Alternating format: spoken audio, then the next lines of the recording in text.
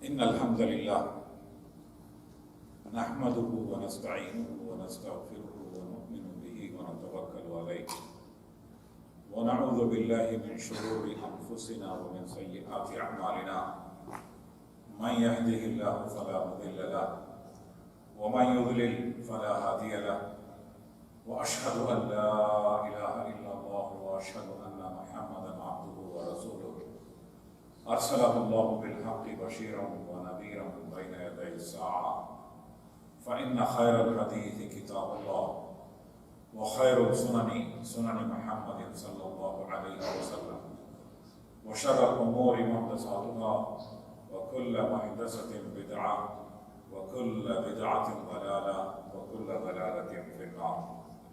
أما بعد فقال الله سبحانه وتعالى في القرآن المجيد والفرقان الحميد: أعوذ بالله من الشيطان الرجيم بسم الله الرحمن الرحيم.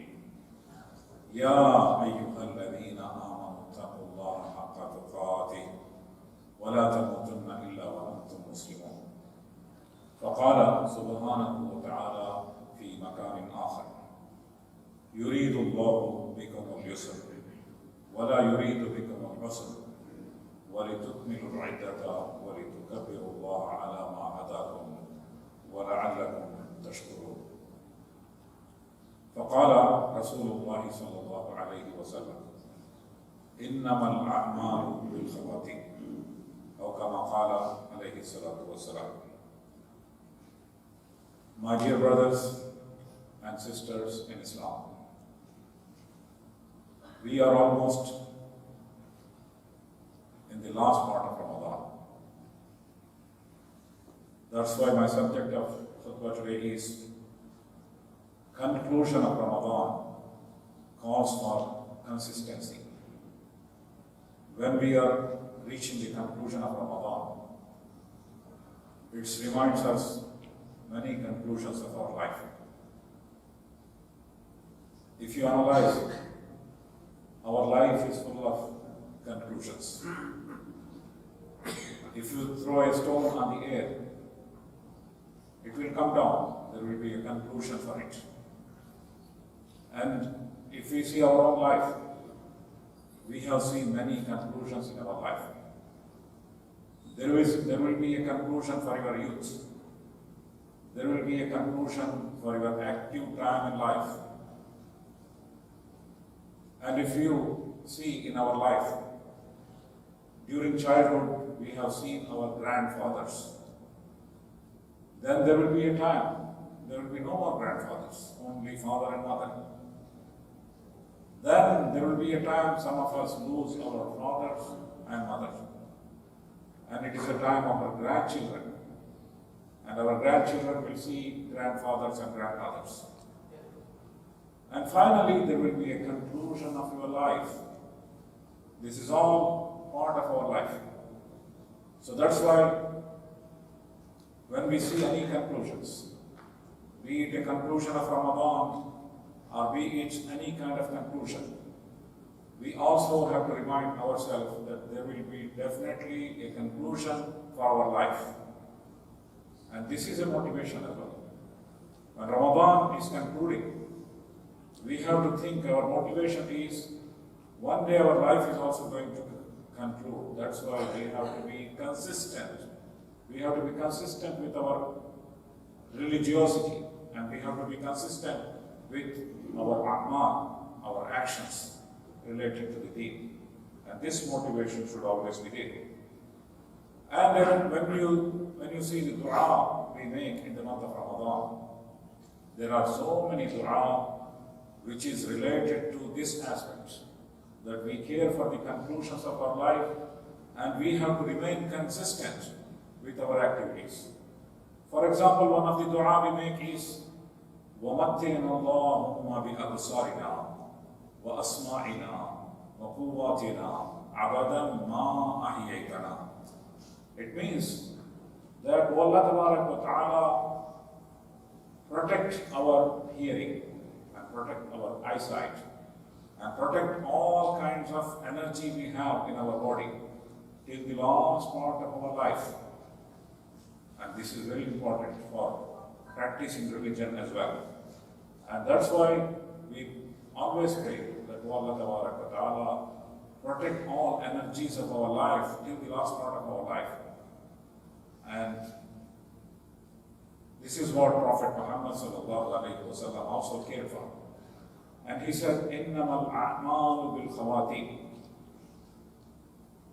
And your deeds are considered with the last part of it. How is your last part of your life? Or how is the last aspect of your day? That is very much considerable. And that is why Prophet Muhammad sallallahu alaihi wasallam made many dua for husnul khatimah, which means beautiful end. Everybody has to see a beautiful end. And we also make dua, Rabbana la tuzigh qulubana ba'da idh hadaytana. Allah Ta'ala, do not deviate our heart after giving us guidance. And we have seen many people that they may be religious people, they may be very good people, devout people, but something happens in the last part of life, they will not be devout anymore. And also we see some people, they were not devout at all, they were not religious at all, but some motivation happens and they become very religious, and finally the end will be a beautiful end, and one should care for it, that there should be a beautiful end. That's husnul khatimah, a beautiful end, and we have to care for it. And that's why we have to, when the month of Ramadan is over, it is not a conclusion of all good deeds. We have to continue these good deeds. We have to be consistent with these good deeds, and that's very important. And when we see Ramadan, there is already an inherent training in it which calls for consistency.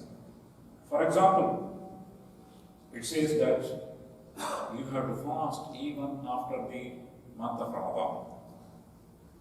After the month of Ramadan, the first fasting is fasting of Shawwal. Prophet Muhammad sallallahu alayhi wa sallam said, "Man sama Ramadana thumma atba'ahu sittatan min ash-Shawwal kana ka siyam ad-dahr." Whoever fasts in the month of Ramadan, followed by 6 fasts in the month of Shawwal, it is equivalent to fasting for whole year. What it shows? This injection shows that with the conclusion of Ramadan, you have to be consistent. The fasting, it should continue in your life. And this is a training that you have so many optional fasts also coming. You have to be careful about it. There are fasting in Ayyam al-Bid, which is full moon days of every month, 13th, 14th, and 15th of every lunar month. There is an optional fasting. There is an optional fasting of Thursdays and Mondays. You have to continue with this. The spirit of Ramadan motivates you to continue with these fasts. And it's not conclusion, but one has to be consistent with the fasting. And today, a lot of dietitians say that there are a lot of health benefits in fasting. And there is a big recommendation these days that you have to do intermittent fasting and long hours of fasting. And many people are practicing it. After the noon meal, they will not eat until the next noon. And they practice it. And this practice is there because to maintain your health, to maintain your weight, and maintain so many other things because of the advice of the doctors and advice of dietitians. Whereas in Islam, it's already there. If you practice Islam and teachings of Islam in every aspect of your life, it's not only good for your spirituality, it is not only good for your akhirah. There are also a lot of worldly, inherent, hidden benefits in it. One has to think about it. And Prophet Muhammad sallallahu alaihi wasallam, that's why he motivated everybody that if you fast 6 days of Shawwal, it need not have to be continuously 6 days. It can be continuously 6 days. Or you can fast any days during the entire month of Shawwal. And you have to complete 6 days of fasting. It is equivalent to fasting in the entire year. How it is going to be, how it can be fasting, this fasting is equivalent to the fasting of entire year. Some of the scholars say that in Quran there is a verse which says, "Man jaa bil hasanati falahu asharu amthaliha, wa man jaa bis sayyiati fala yujza illa mithluha, wa hum la yuzlamun." It's a beautiful ayah from Surah Al-An'am, chapter number 60, chapter number 6 and verse number 60. It says that, "Man jaa bil hasanati falahu asharu amthaliha." Whoever comes with a good deed, for him is 10 rewards, 10 times rewards for the 10 times. That is a minimum. This is again, we have to care about the bounty of Allah subhanahu wa ta'ala, rahmah of Allah subhanahu wa ta'ala. And that's why we say Allah wa ta'ala is very kareem, very beneficent. For every action, is there anybody? For example, if you work for a month, anybody will give you a salary of 10 months? Nobody will give. But Allah wa ta'ala, for any actions, the minimum reward will be 10 times. And it may be manifold, much more than that. In the month of Ramadan, it could be 70 times or 700 times, depending on your niyyah, and depending on our intentions, and depending on your devotions. Allah wa ta'ala will reward you immensely. So when Allah wa ta'ala gives 10 times reward, if you fast in the month of Ramadan, it will be equivalent to 10 months of fasting. And again, Allah says that if you do any, by mistake, any mistakes if you commit, the reward will be, or the result will be only one mistake. You will not be given, more mistakes are not written in your mizan, in your balance sheet. And again, وَهُمْ لَا يُظْلَمُونَ. Allah Ta'ala will not do any wrong for you. There will be no, kind of atrocity against you. But Allah Ta'ala will be kind towards you. And for every action, Allah Ta'ala will give you 10 rewards, 10 time rewards. But any mistakes is committed, Allah Ta'ala will write only one mistake in your mizan. So this is the rahmah of Allah subhanahu wa ta'ala.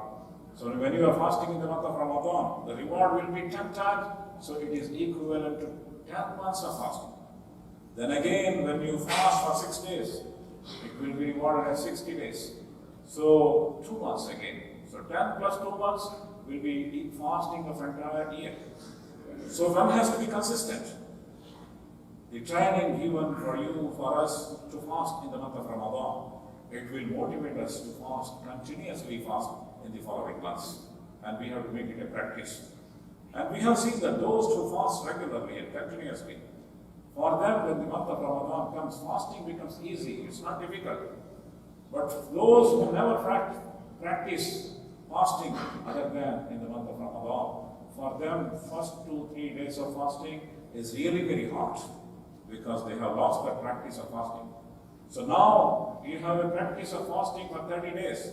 The practice is already there.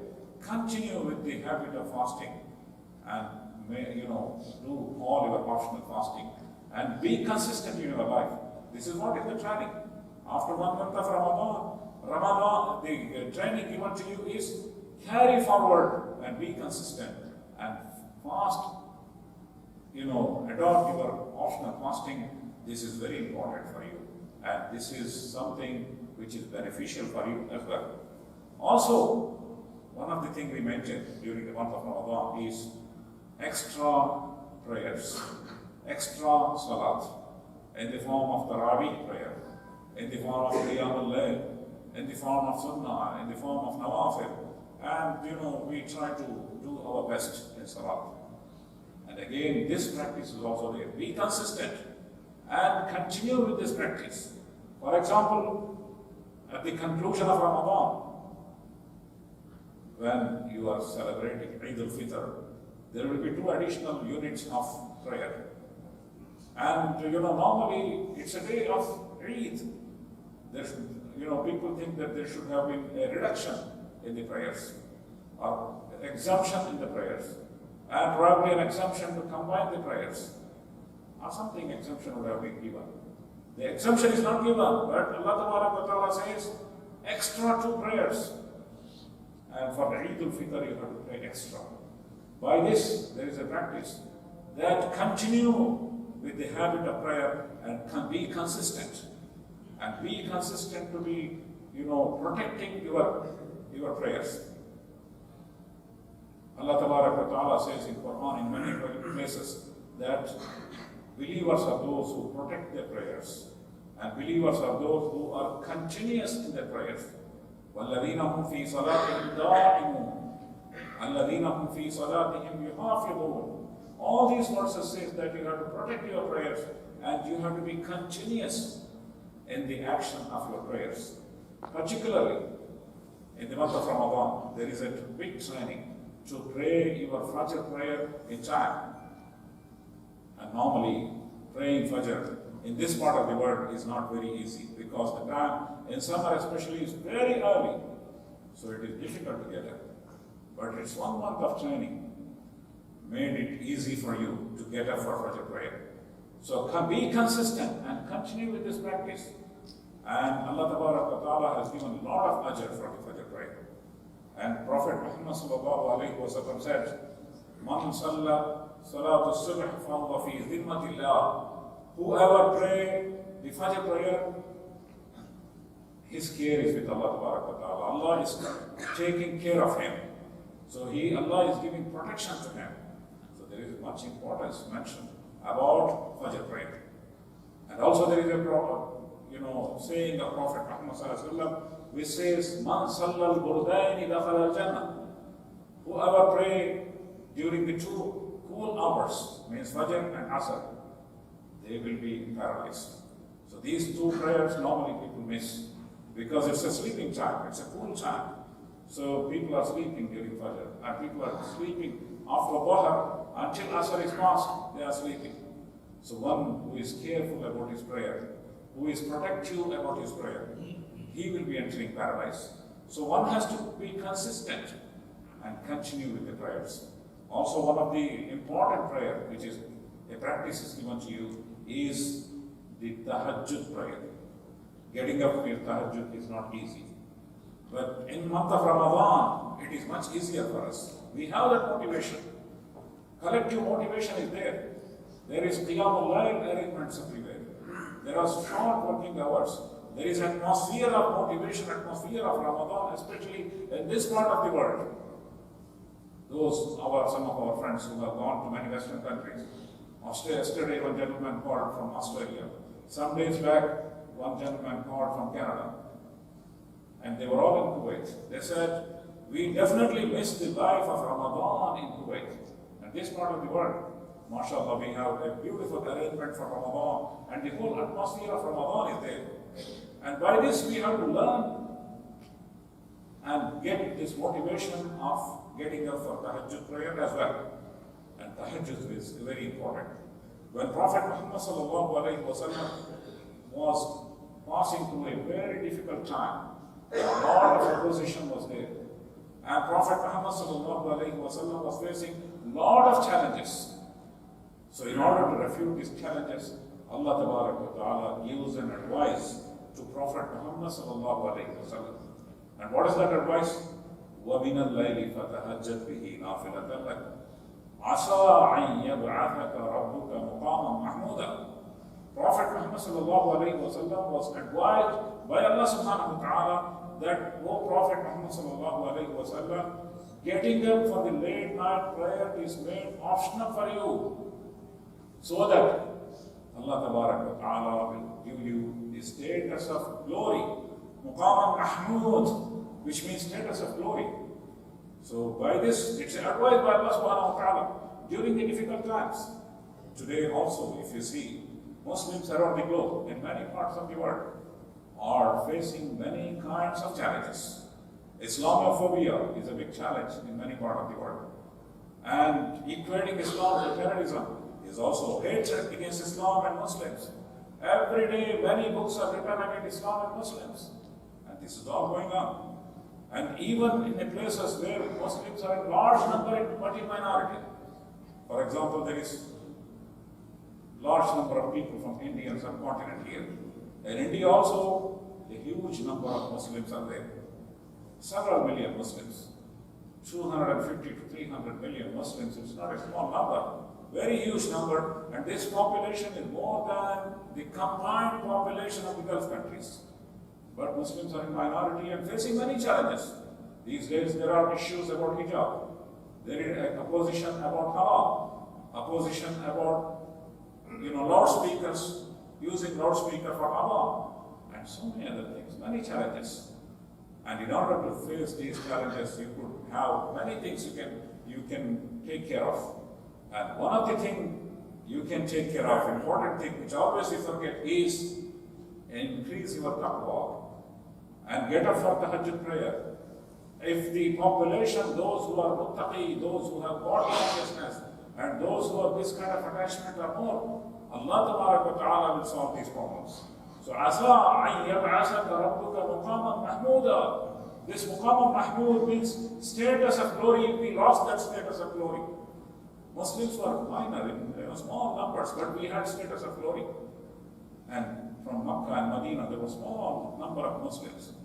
But 17 years of Hijrah, Muslims conquered two biggest empires, which is built with thousands of years of history.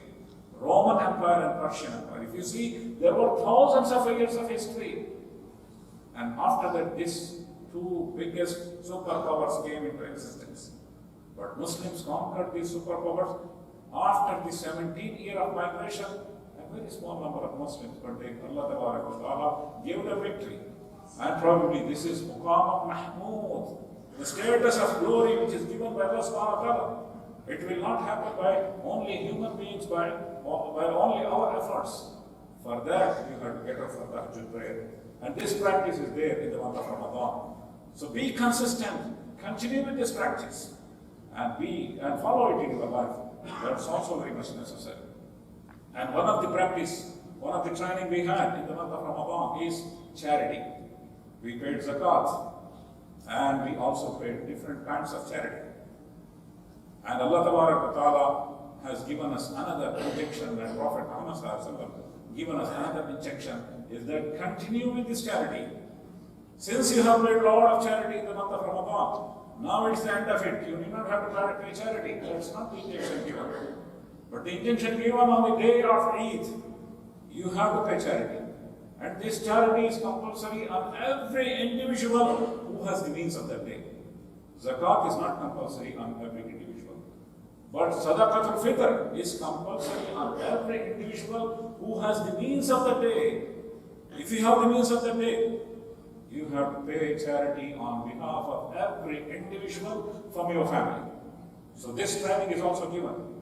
And it is said that if you pay Sadaqatul Fitr, then it will be a nullification for your shortcomings during month of Ramadan, and it will be a help for the poor people.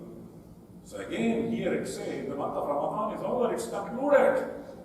But again said, don't be sad, because if you have any shortcomings, if you have something that I have committed some mistakes, your Sadaqatul Fitr, it will cover your shortcomings. So here, Islam, if you say Islam gives hope, Islam gives a kind of positive feeling in every occasion. There is no opportunity for sadness. Month of Ramadan is concluding. It's not a matter of sadness that it's over. What to do? No, it's a time of rejoicing. Prophet Muhammad said, "Lisa'imi farhatan." There is two great occasions of joy for every believer. Farhatun 'inda fitrihi wa farhatun 'inda liqa'i rabbih. One occasion of joy is when he breaks the fast. Breaks the fast means there is two meanings for it. One is every day when he breaks the fast, he has a sense of accomplishment. That yes, I have completed one day of fasting and I raised my bar. I have become a better person. I can now present the best version of myself because one day of fast is completed. Second day, another sense of accomplishment. After 1 month of fasting, he has a great sense of accomplishment that I have completed 1 month of fasting. I got this month of Ramadan. I got another opportunity in my life. Another great opportunity. So it's a matter of happiness. Farhatun 'inda fitrihi. And hope that inshallah when I meet my Lord, Because Allah Ta'ala says that every deed will be given, has its own reward. But I am giving a special reward for fasting. كل عمل ابن آدم له إلا الصيام الصوم لي وأنا أجزي به. Except the fasting, all kinds of deeds of every believer, every son of Adam is for him. But fasting is for me. Allah Ta'ala says, fasting is for me, and I am going to reward it. If a rich man, or if some manager, or if some senior CEO sends you a message that I am going to reward you, you are expecting something big. And this kind of big reward, you have to have that hope. So that's why month of Ramadan, it's a conclusion, but it's a message and it's a call for being consistent. That you have to be hopeful that inshallah I have fulfilled my shortcomings by paying charity, sadaqatul fitr. That's why if you have charity, continue. Be a person who gives charity. And Prophet Muhammad said, every good deed is a charity. When you smile at your brother, that's a charity. Anything small good deed you do, that's a charity. And every time when you do something, be careful that whether I'm giving something, contributing something positive or not. If you are annoying somebody, that's not a charity. A believer should always be careful. For example, small things. For example, if you go to washroom and come back, you should be careful that after me somebody is going. That's why I have to keep it clean. So that's a charity as well. Small things. And when you are annoying somebody, your neighbor is there. When you are annoying somebody, that is something which believers should not do. There are so many rights of the neighbors mentioned in Ahadith. And it is said that those who trouble their neighbors, they will not enter paradise. So charity means not only paying money. قول معروف ومغفرة خير من صدقة يتبعها أذى. And saying a good word and forgiving somebody is better than charity by which you think that you should be thankful for me always. So after giving charity, forget it. And don't expect that you should be thankful for you. So this is again something we learned in the month of Ramadan, charity. And be a person, you give charity not only in terms of money, by good deeds, by smiling. When you are dealing with somebody, see that what charity I can give to him. A good smile is a charity. Helping him is a charity. Giving a motivation for him is a charity. So think what charity I can give. And this kind of a sense of charity, a consciousness about charity should continue. And it should be consistent. Another important thing in the month of Ramadan we learn is relationship management. We had a very strong relationship with our family members. Normally for Futur, everybody joined together for Futur. People conducted so many iftar parties. Iftar get together, sometimes even relationship with the non-Muslim, interfaith iftar party. This is also a good thing happening everywhere in the world. So relationship is very important for our life. So this should also be continued. This is part of taqwa. What is the purpose of Ramadan? What is the purpose of fasting? لَعَلَّكُمْ تَتَّقُونَ. So that you may be God conscious, you may be muttaqi. And one of the requisites of taqwa is have good relationship with everybody in your family. وَاتَّقُوا اللَّهَ الَّذِي تَسَاءَلُونَ بِهِ وَالْأَرْحَامِ. Develop God consciousness of God, on whose name you are asking each other's rights. Wal arham, and develop a very strong relationship with your family members, with close family members. Raham means mother's womb. Every relationship starts from mother's womb. Relationship with your siblings, that's very important. We had a great opportunity to mend our relationship, develop our relationship, strengthen our relationship in the month of Ramadan. Continue this. On the day of Eid and beyond, be consistent with developing great relationship. That's also part of taqwa. And also during Eid is another opportunity. Call everybody with whom you have strained relationship.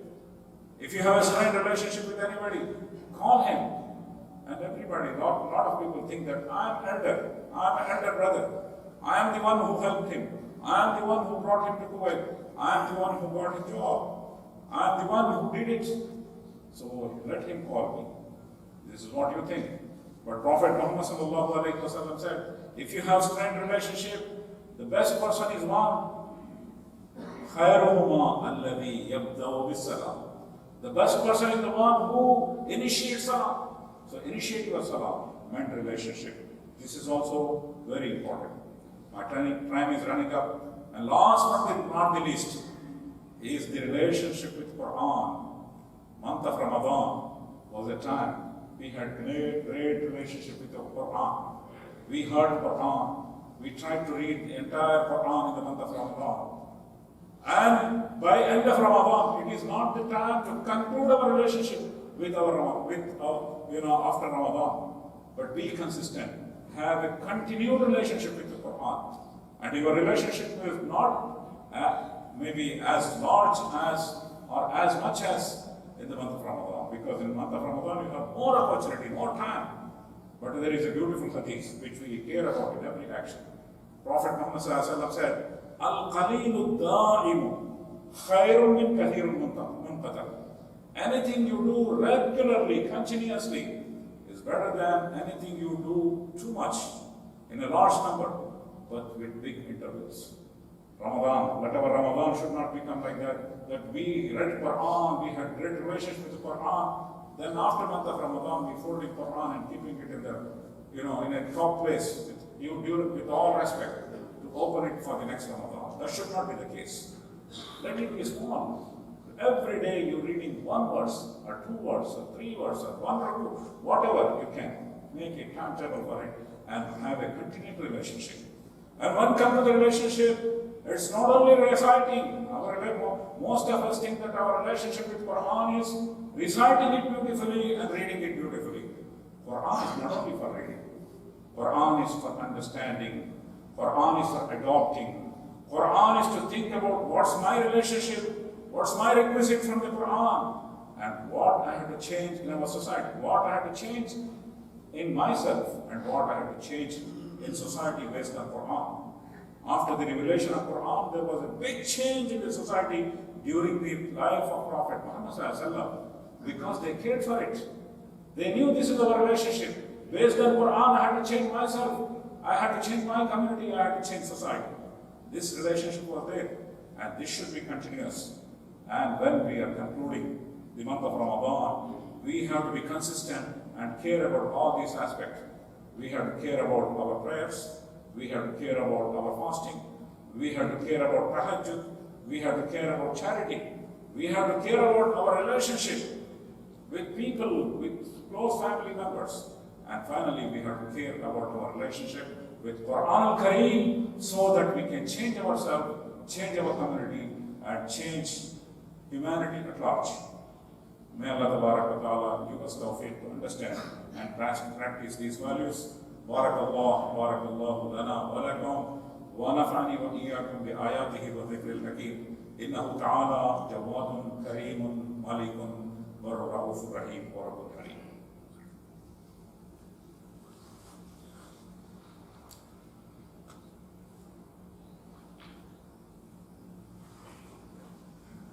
Alhamdulillahi Rabbil Alameen. As-salatu was-salamu ala rasulihil ameen. وعلى آله وأصحابه الطاهرين أما بعد. وقال الله سبحانه وتعالى في القرآن المجيد والفرقان الحميد: أعوذ بالله من الشيطان الرجيم. بسم الله الرحمن الرحيم. إن الله وملائكته يصلون على النبي يا أيها الذين آمنوا صلوا عليه وسلموا تسليما. اللهم صل على سيدنا محمد بعدد من صلى وصام. اللهم صل على سيدنا محمد بعدد من قعد وقام. اللهم صل على جميع الأنبياء والمرسلين وعلى صائر الصحابة والتابعين وخلفاء الراشدين رضوان الله تعالى عليهم أجمعين. اللهم أيد الإسلام والمسلمين. اللهم انصر من نصر دين محمد صلى الله عليه وسلم واجعلنا منهم. اللهم اخذل من خذل دين محمد صلى الله عليه وسلم ولا تجعلنا منهم. اللهم أرنا الحق حقا وارزقنا اتباعه، وأرنا الباطل باطلا وارزقنا اجتنابه. اللهم اغفر للمؤمنين والمؤمنات الأحياء منهم والأموات. اللهم ربنا لا تدع لنا ذنبا إلا غفرته، ولا حما إلا فرجته، ولا ولدا من أولادنا إلا صلحته، ولا بنتا من بناتنا إلا سترته، ولا ظالما إلا أخذت وأهلكته، ولا مظلوما إلا نصرته، ولا حاجة من حوائج الدنيا والآخرة هي لك رضا ولنا فيها صلاة إلا قضيتها ويسرتها يا رب العالمين. اللهم اجعل هذا البلد آمنا مطمئنا رخاء سخاء وسائر بلاد المسلمين. عباد الله رحمكم الله، إن الله يأمر بالعدل والإحسان وإيتاء ذي القربى وينهى عن الفحشاء والمنكر والبغي يعظكم لعلكم تذكرون. واذكروا الله يذكركم وادعوه يستجب لكم ولذكر الله أكبر. وأقم الصلاة.